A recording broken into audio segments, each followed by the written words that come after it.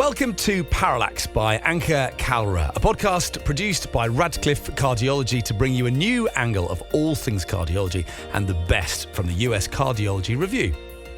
Published every second Monday, Ankur Kalra, MD, interventional cardiologist at the Cleveland Clinic in Ohio, USA, speaks with legendary cardiologists, reviews late-breaking trials, and interviews authors of our latest and best US Cardiology Review articles. We call them #audio articles. Parallax is the effect whereby the position or direction of an object appears to differ when viewed from different positions. So this podcast is your fix of reliable updates on all things cardiology by someone from a non-traditional background who is always looking at the industry from a new angle. Now, here's your host, Ankur Kalra, MD. Hello, everyone. I have the pleasure, yet again, this is the third episode of the mini-series, so episode 11 of Parallax, of having with me Dr. Chinnaiyan from Michigan. And, Kavitha is on the line, and I'm going to share it with Kavitha. And, we both have been recipients of, really great feedback on Twitter and other social media platforms on how the first two episodes for the mini-series on Burnout and Resilience have struck a chord with our audience and our listenership. So thank you all, everyone who have taken the time to listen to these podcasts. They certainly have been extremely relevant for me in person. And Kavitha and I were just talking before we began recording that it almost is surprising to us that these two episodes particularly have done so well. Because as cardiologists and as people who are taking care of patients and who want to be at the cutting edge of science, we just reach out for more science and cutting edge science and data, like we've talked about in the past. And these mini-series are a detour from what we generally talk about. I think our growth has been very organic, which I'm very pleased about. But I'll have Kavitha chime in as well. Kavitha, welcome. Sorry for the long introduction, but I thought I would just share that with the audience, just because the response has been so overwhelming for me. Yes. Thank you, Ankur. It's such a pleasure to be back here with you. And I think, I think this is the kind of stuff that we all have been hungering for. And somehow we've put it on the back burner, perhaps, and now that it's finally out in the open, perhaps it's a relief for some of us. We'll see. Yes. No, I think so. Thank you again for taking the time. I know it's a late evening on a Wednesday evening. It's work day for both of us, but you've been very generous in providing time to record these sessions. So I'm going to just start the third episode of this mini-series, the concluding episode, with the topic of self-care. Self-care, which, I think is very important for combating burnout, if you will. And again, something which is being talked about a lot in lay press. And, I just actually, Dr. Jagat Narula, shared on Facebook an article which was published in Forbes just today, and it talks about self-care not being indulgent but being crucial.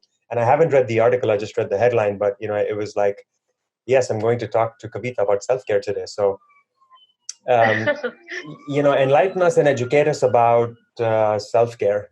What do you think about self-care? Define self-care, if you will, for the audience. Yeah, absolutely.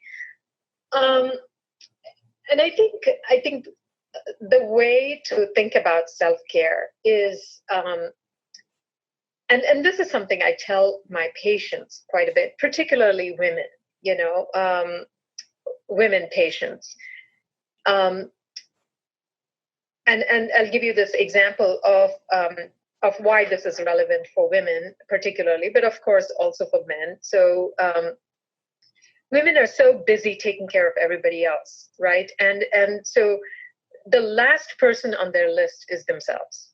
So a lot of times, and we see this in cardiology all the time, so much data out there on delays in seeking medical care. So if a woman's having chest symptoms, for instance, it's more likely that she'll put it off in favor of, finishing whatever it is that she is doing to care for her family and to care for others. And so, it's like, okay, yeah, I'll get to myself later.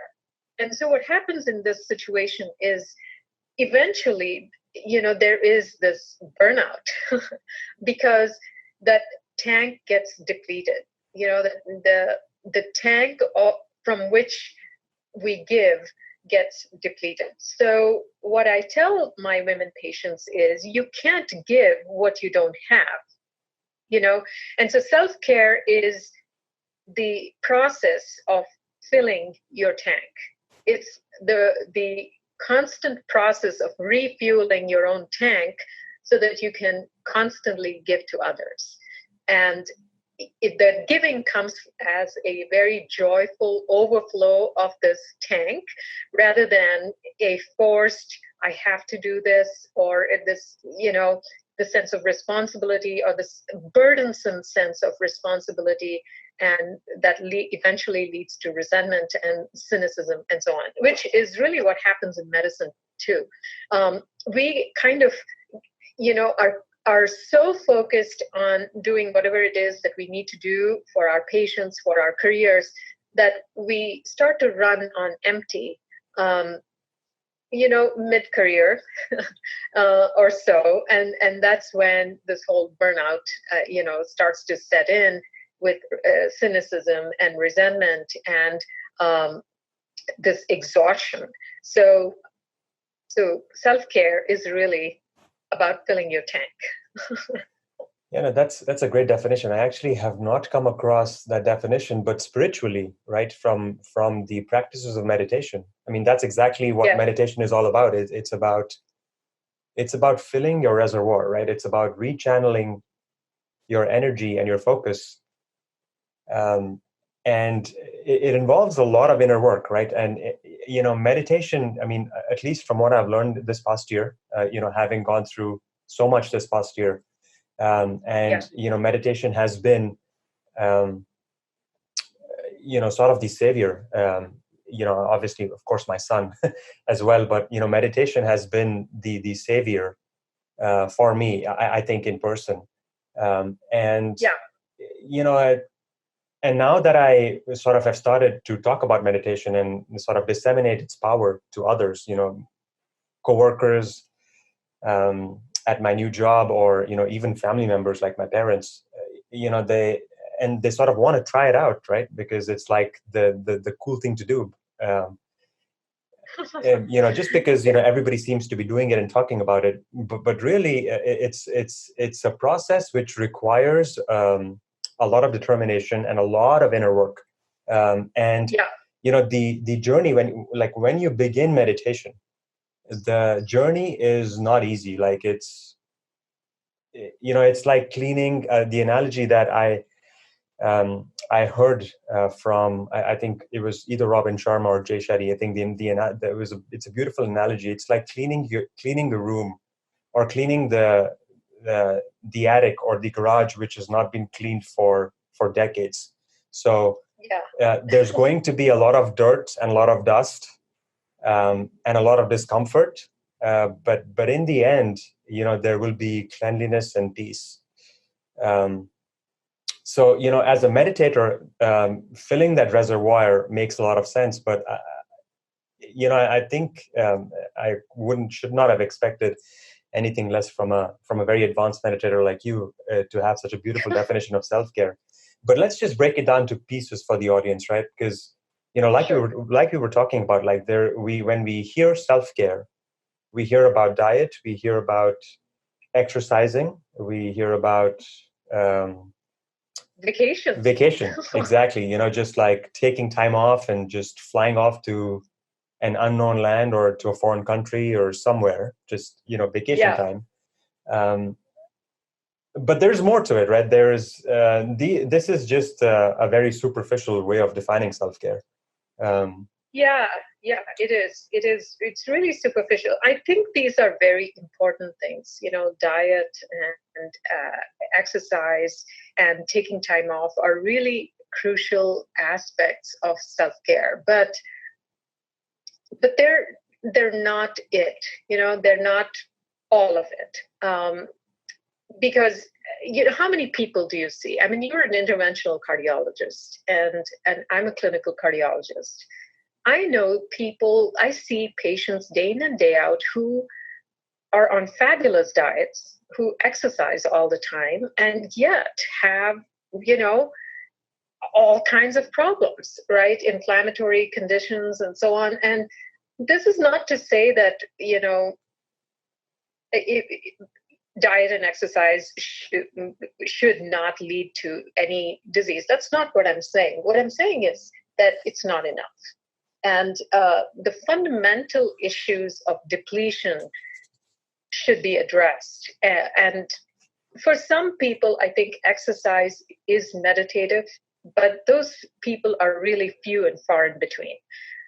Most people think they're there, but that may not be true, because for a particular activity to become meditative, where, we talked about the task positive network and the default mode network last time. Sure. And so the whole purpose of meditation is to quiet the default mode network. And if that's not happening, it's not meditation.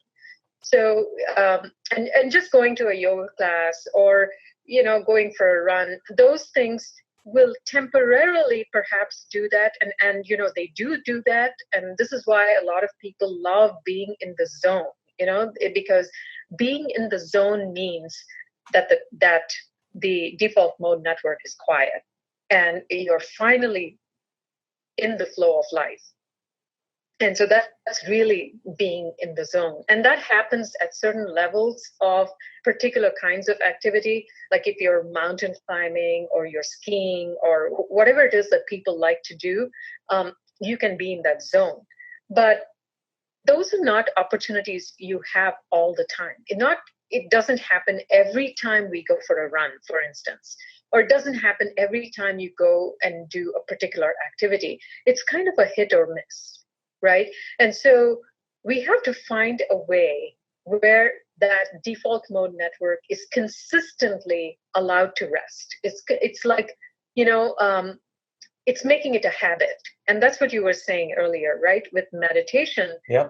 What happens is, and we don't even need to call it meditation. It's just spending quiet time without anything, right? It's just sitting quietly for 5 to 20 minutes twice a day without really engaging in talking, in thinking, which is really impossible if you don't have a meditation technique, because the mind always defaults to that default mode network and you find yourself thinking. So just spending that quiet time, is crucial, because then once we get into that habit, it's like exercise. If you run once in a while, you're not going to have the same kind of conditioning as running every day, exercising every day. And that's when you build up the stamina and the endurance, and all of the fitness benefits come from doing something every day, right? Meditation is exactly like that. So sitting down every day, being consistent and committed to it is what will bring results. So meditating once in a while, I went for a meditation, workshop and meditated for 2 hours one day and then did nothing for 6 months. That doesn't work, because that's not how the brain works, right? Yep. So I love the analogy you gave about, the cleaning the attic. And one of the analogies I tend to use a lot when I'm teaching meditation is like cleaning your windshield wiper. Imagine trying to drive with layers and layers of stuff on it. And so meditation is like cleaning that. You turn the wipers on and you start cleaning your windshield. And so what happens is your perspective and your perception changes. The way you look at things changes. The way you interpret the world, the way you interpret your own mind and the minds of others and the events of the world and your own daily life. So your whole perception changes, because of this house cleaning that's happening in the neurohormonal system. So that's really what happens in, with a consistent practice of meditation.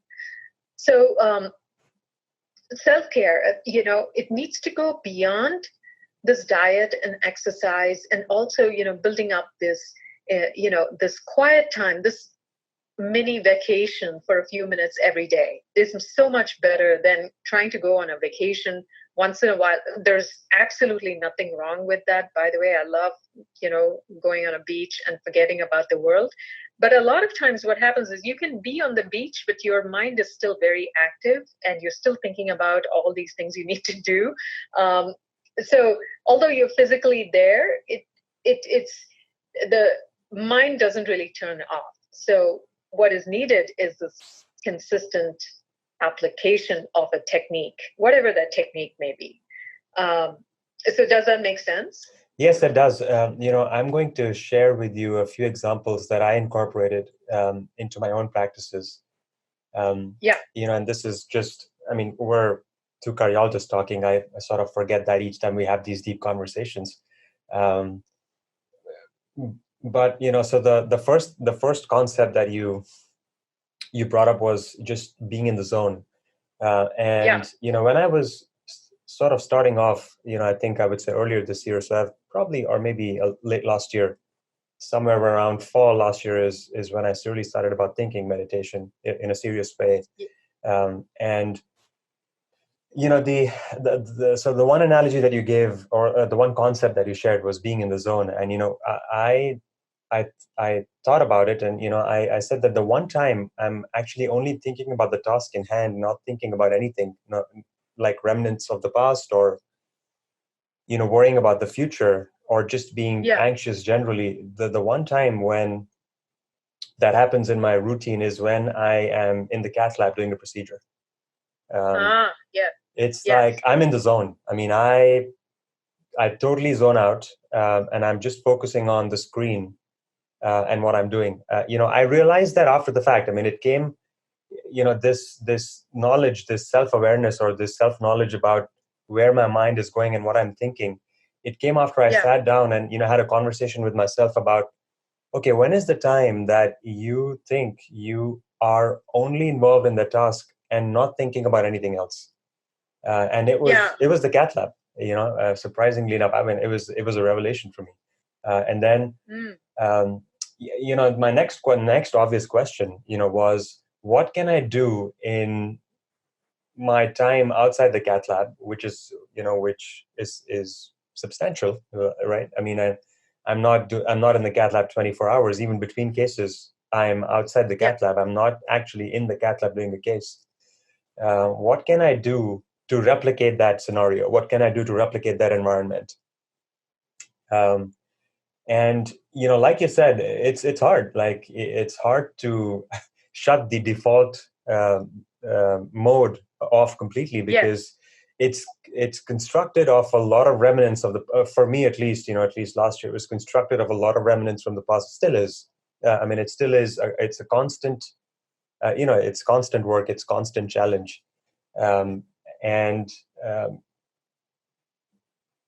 Just coming back to the point from the last podcast of being in the moment, right? Is, savoring every emotion you're feeling, savoring every, how shall I say it? Like every sense object and its sensation, just savoring everything and just absorbing everything and just becoming more self-aware is how I started the practice. And then what I also started was just focusing on my breath as I was walking, or even while I was typing notes on the computer. I was, for example, if I'm just doing a cath report, following a case on the computer, I would make it a conscious effort to focus on my breath, breathing in and breathing out. And while I was doing that specific task, and it at the beginning it was difficult, but then it started coming together. After I would say maybe 3 or maybe 4 months, it started coming together. It started showing its effect. and I'm still very, very early on in the journey, and I still have those struggles of not keeping focus while I'm meditating, or my mind wandering into the past quite often, or ruminating about the future, ruminating about the past, or thinking about the future, even now quite often. But I have made progress, compared with where I was last year.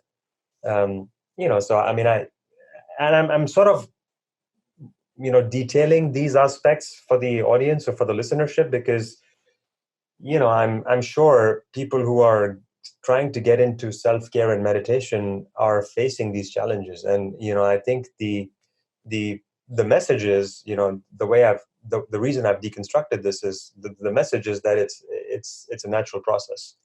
You don't have to hit it. You don't have to hit it perfect, like from the get-go. Yes. So there is no such thing as perfection. I think it's a very good point you're making, and I just want to mention this because this is one thing this is, I think, one of the biggest myths about meditation. Is people say things like, "Oh yeah, I'm just going to sit here and quiet my mind," as if if we could do that, right? If you could just sit there and will your mind to be quiet. That would be another thing, but it's just not possible. And also, it's really not about what happens when you are meditating that makes all the difference. It's really what happens in your daily life that changes as a result of the meditation. So it's really what happens, in quotes, off the mat, rather than what's happening during. Because you may think that, okay, this whole 20 minutes that I sat there meditating did nothing. My mind was wandering the whole time. And then the next day you sit down and, you don't know how the time passed. And before you know it, your timer's going off and you have been really in that deep state of stillness. And then the next day you're back to, just all kinds of memories coming up and so on. So the whole point of this is that it's unpredictable. And because that technique works on so many levels of the mind, day in and day out. So we can't really hang our hats on what is happening while you're meditating. It's really what happens in your daily life that changes, like you're saying, you become more self-aware. You're able to savor things differently. And then, it's just that your perception starts changing very subtly. And the kinds of judgments you made about yourself and about other people, they kind of start dropping away. And what you really find is there is a very gradual open-heartedness where you are becoming more tolerant and more compassionate and more accepting of yourself, first of all, and of others, and of the faults that the flaws and the faults that you saw in other people. It just kind of starts softening, and along with that, the flaws and faults that you found in yourself also start softening. So it's a very subtle and gradual and progressive kind of a process. Just that house cleaning goes on and on and on and on. So there's really no end to that. So there's no end point to this journey, right? Because it just goes on and on, cleaning a deeper and deeper and deeper level. So the whole point of that is that you become freer in how you're interacting with yourself and with the world, because your perception is clearing up and your windshield is becoming clearer. And, the lens of your own lens is becoming clearer, whereas in the past it was cloudy and you weren't really able to see things as they were. So that's really, it may sound metaphysical, but it's really not. It's very applicable to ordinary life. This has nothing to do with, all the metaphysical visions and things like that. That's besides the point. It's really the very simple act of being human becomes very enriched and very sweet and joyful and meaningful where that cynicism, that wall of cynicism that we had built around ourselves starts to crumble. And I don't know how you feel about that, but for me, I feel like that is the purpose of human life. No matter which profession we're in or what we are doing, how we live our lives, that's irrelevant. The purpose of human life is to really open the heart and include more of the world, more like all of the world into it, Mm-hmm. Yes, talking about purpose, first of all, so I agree with you. I think it opens you, it completely opens you, it makes you vulnerable, which is how you should be. I mean, I think you should be open, vulnerable, because yes, I mean, granted, when you're vulnerable, you will be hurt, right? Because Yes. you are sort of vulnerable and gullible, and that's fine. But I think what will also come with that vulnerability is abundant love. From sources which you wouldn't have otherwise imagined will provide you with that love, right? Yes. At least that's what I've experienced.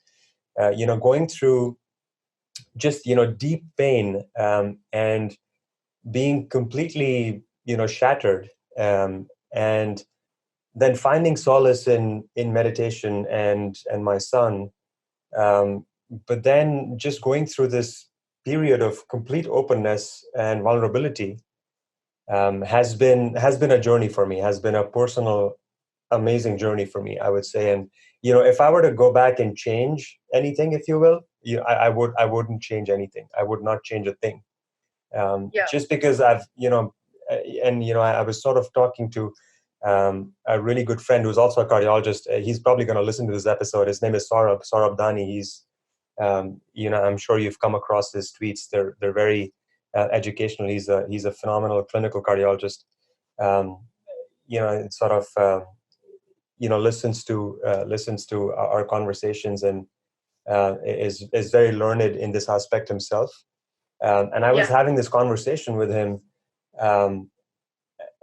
and we were just talking about growth and pain, that the two go together. So I think the biggest lesson that I've learned is, if there's pain and suffering, the universe is sending you signals for growth. So that has been an eye opener for me. So and in retrospect, it sort of makes sense.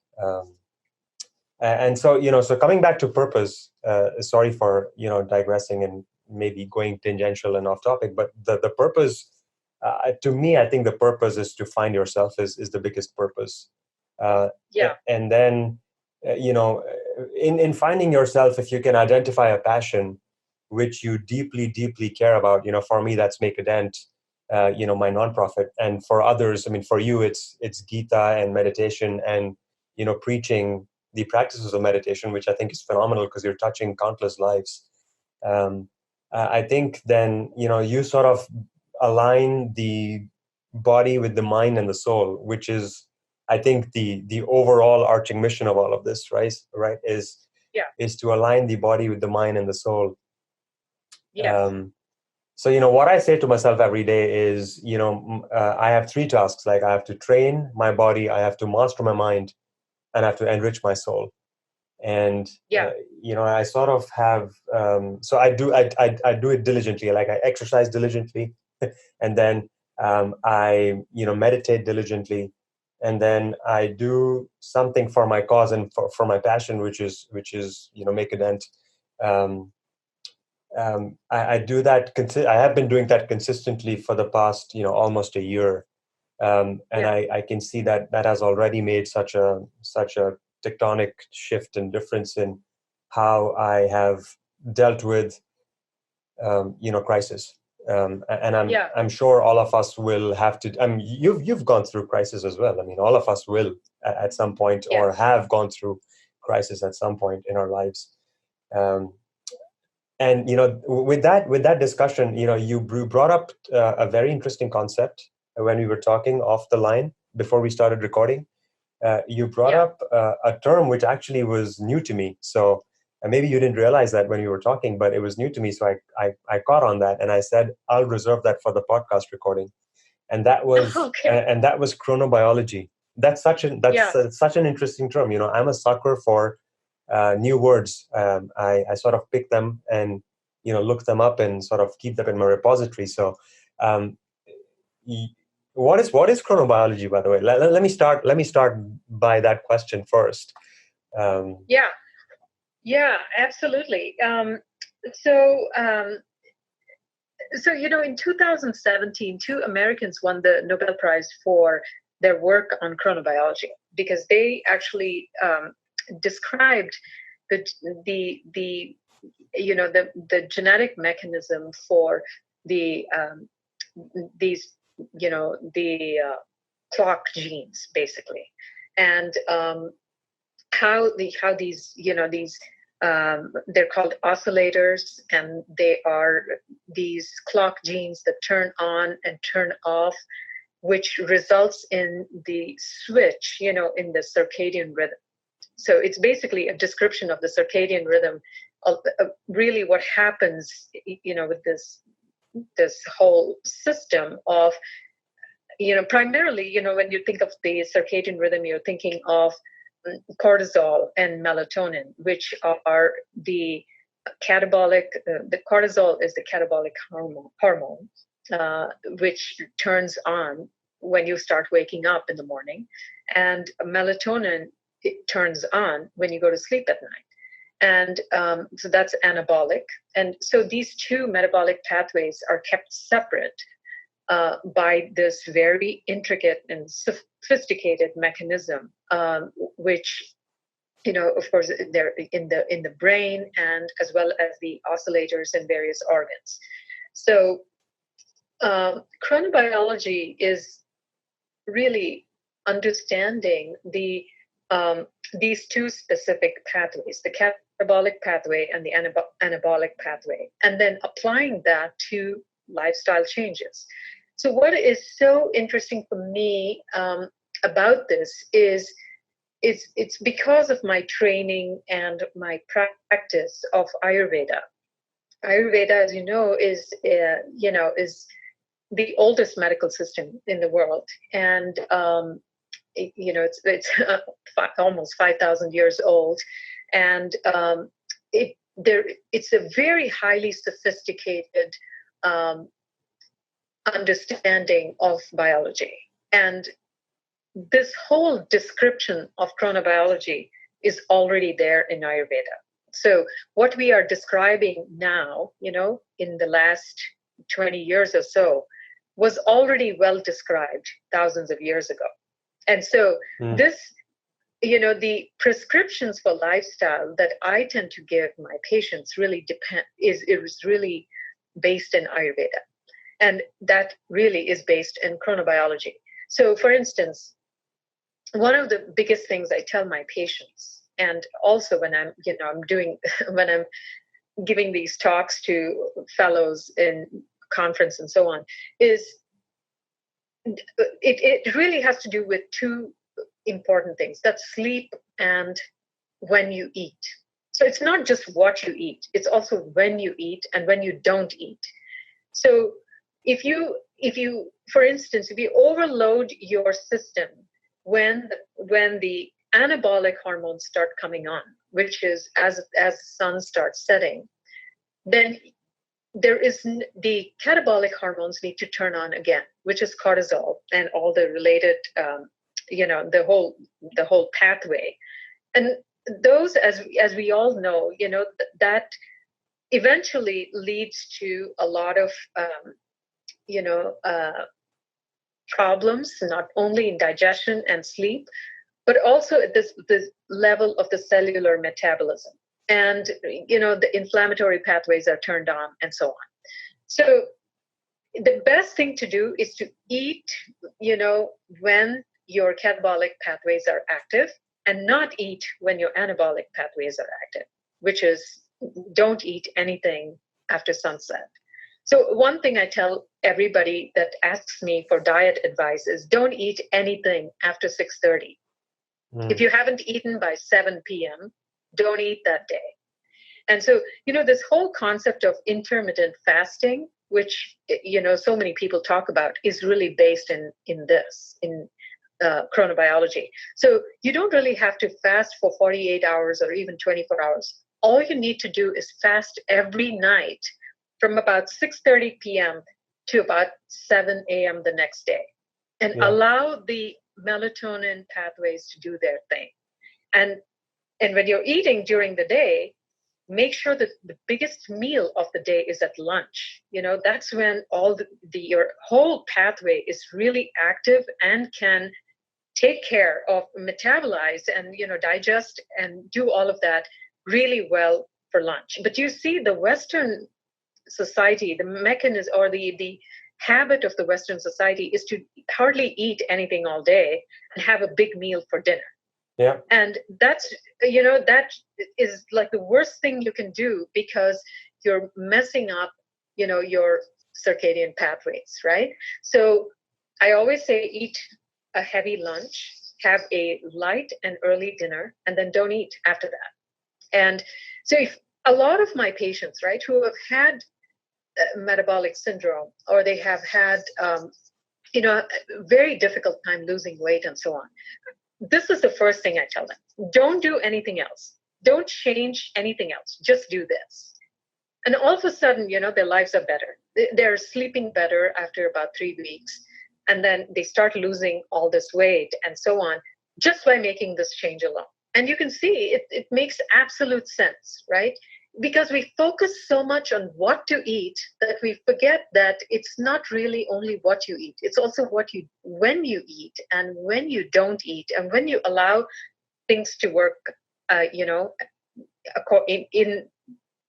in line or aligned with the circadian rhythm. And so the same thing with sleep, this is a very hard thing for cardiologists or physicians to do, is to really take enough time for sleep, because we always feel, and I felt like this in my younger years, that sleep is overrated. I'd rather be doing something else and sleep, when I absolutely have to. But what happens is it just catches up with you over time. So again, the melatonin pathway is so important, and it really, is so sleep dependent, that if you don't get enough sleep, then there is more inflammation and all of that. So sleep is super important, and I think all of us, everybody listening to this knows. So my prescription generally is go to bed at 10. Don't stay up beyond 10 p.m. and then wake up before 6 a.m. Nobody really needs to be in bed beyond 6 a.m. So if you sleep 10 to 6, that's when these anabolic pathways are active. And then wake up at 6 and get your day started to be aligned with your catabolic pathway. So this is a very elegant system, in my opinion. And, this is what I follow in my personal life, but also prescribe it. And of course, it's not possible to always get this kind of sleep and so on, or even adhere to diet, recommendations. So in general, what I say is, if you adhere to something 80% of the time, your body can compensate 20% of the time. It's just if you're constantly assaulting, your body and your mind, with erratic lifestyles and irregularity. You eat one day, you don't eat another day. You get good sleep one day, you don't get enough sleep the other day. Your digestion is off, your elimination is off, and then you expect to feel good. That doesn't happen. It's consistency that makes all the difference. Yes, great discussion. I mean, I'm going to just say it out loud. I'm not a spokesperson for Robin Sharma, but his new book, The 5 a.m. Club, is exactly preaching, the concepts of chronobiology that you brought up. And that is, if you can go to bed by 10 and if you can wake up, by 5 or 6, I think 10 to 6 is a great, time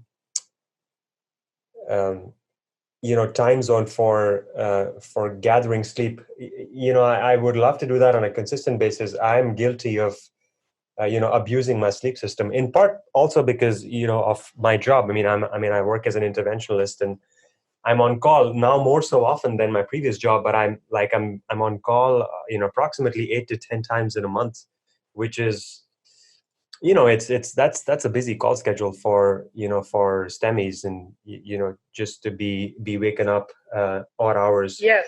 But I've on days when I'm not on call, I've tried to adhere to the schedule that you've just described. That is, usually my meal is anywhere between, I would say, 5:30 or 6. That's my dinner time. And then I would, it's not that I don't eat at all before I go to bed. I'll probably grab an apple, with, just like hot water in between, between my dinner time and bedtime, or maybe, just like water and yogurt, if you will. But now that you've brought that up, I'll probably, change that as well. But the one question that I have, and this is a question that it came across naturally as you were describing, the meals and the timing of meal, was the importance of breakfast, because there was a JACC paper, Journal of the American College of Cardiology, a paper that looked at breakfast, so consumers of breakfast. And I mean, you are an imager, and you read CT scans and coronary calcium scores. So that paper was looking at breakfast and CAC scores, and then it also looked at breakfast and mortality. The conclusion was that if people who have like good breakfast, have better mortality rates compared to people who skip breakfast. So where do you get breakfast in the picture? Like, what is your prescription for breakfast? I do think that, it's a very important meal, and it really depends on how hungry somebody is. It really depends on your body type and your metabolism, and some people are, ravenous during breakfast, and some people just really want to eat just a little bit. The whole point is, don't skip meals. Mm-hmm. This is one thing I can't really emphasize enough. People think that by fasting for longer periods and by skipping meals, they can lose weight or things can happen. But actually, that really messes up your system.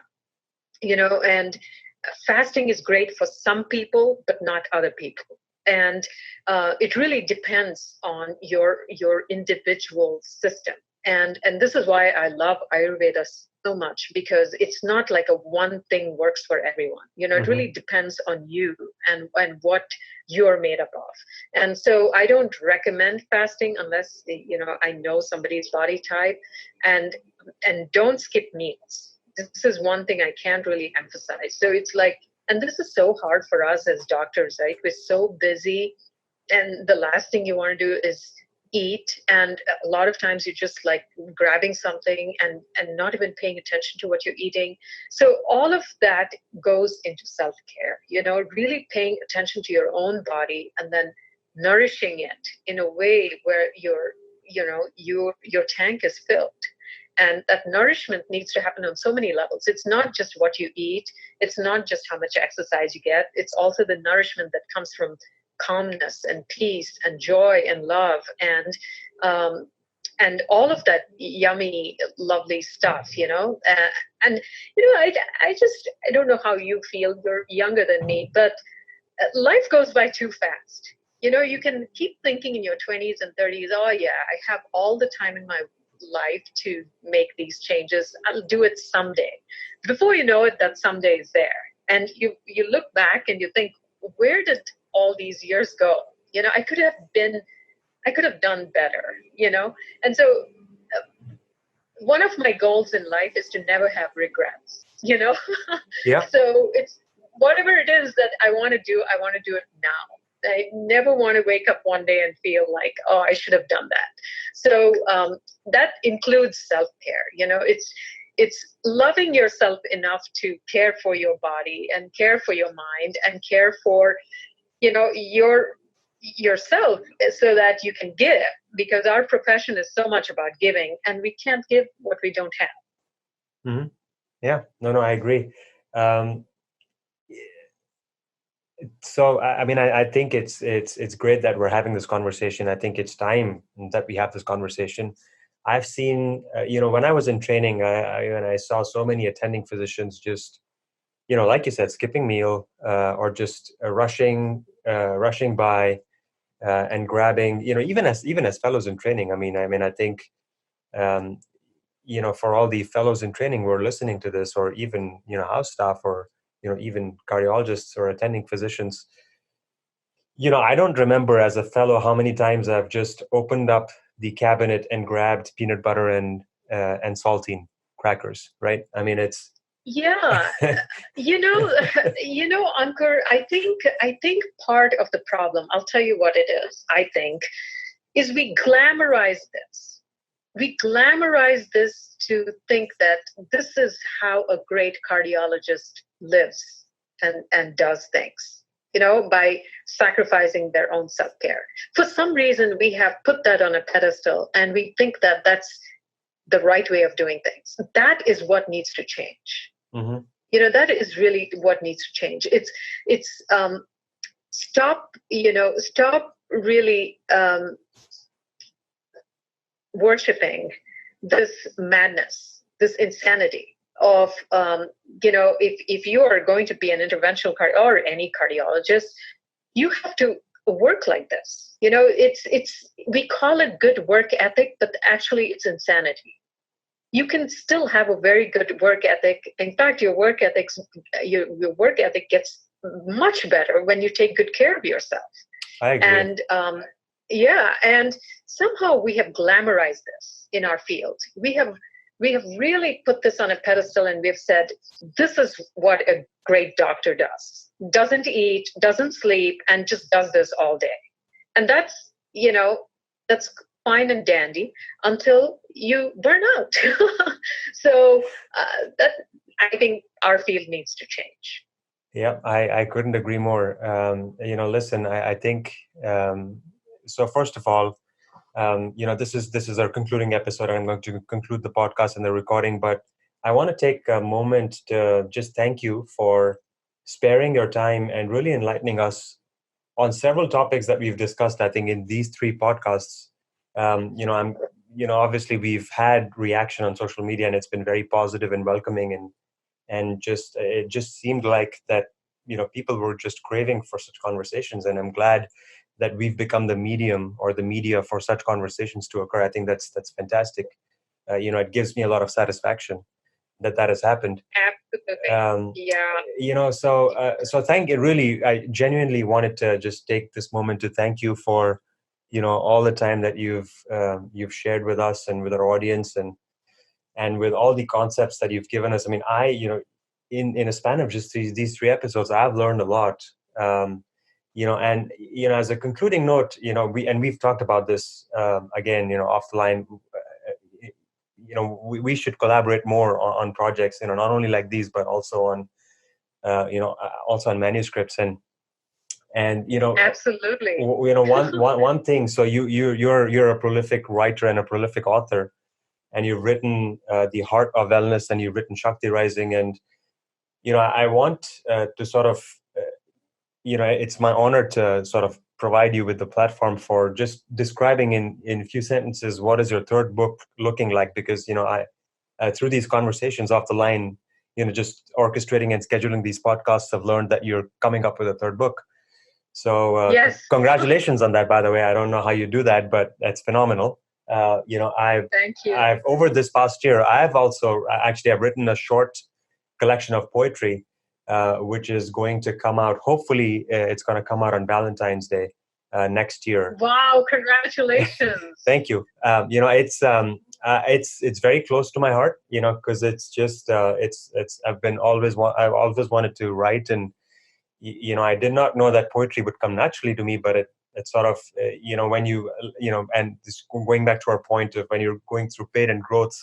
There is the universe is sending you messages of growth which you are not aware of. So, I think how all everything that has panned out has panned out sort of beautifully, and I've collaborated with an artist in California who's going to give art to my. So I've given the words, and she's giving the art to the poems.